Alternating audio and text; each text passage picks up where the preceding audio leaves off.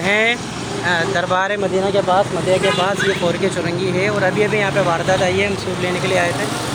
Ticket थे इनकी, वारदात करके लेके गए सूप वाले की। ये देखें यहाँ टिकटी हुई है। अजमेर नगरी के एरिया में ये एरिया आता है। अभी हम इनसे पूछते हैं। जी क्या नाम है आपका? अमान नाम है मेरा। अमान नाम है। क्या हुआ आपके साथ? वारदात हुई है अभी 4K चुरंगी दरबार होटल के पास।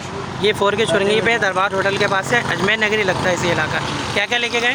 सर ये पूरी जगह देख लें, हम खाली है, ये आपकी सारी सेल ले गए, पूरी सेल ले गए। कोई तकरीबन 15,000 रुपये। ये भी 10 मिनट हुए हैं। 2:30 के ऊपर बकवा हुआ है। जी सर, आपका क्या लेके गए? मेरा सिर्फ मोबाइल फ़ोन लेके गए। अच्छा, हाँ 125 के ऊपर थे और गैर मकामी थे। बस आए और आनन फानन कार्रवाई की है। पिस्टल के ज़ोर पे इस बेचारे का गला खाली किया है ठेले का, और मेरे से मोबाइल लिया है। दोनों के पास पिस्टल थी। जो बाइक पर बैठा हुआ था उसके पास भी पिस्टल थी, और बोला है कि इधर हिलना नहीं। बस हो गया था, ठीक है कि चलते हैं। जी मैं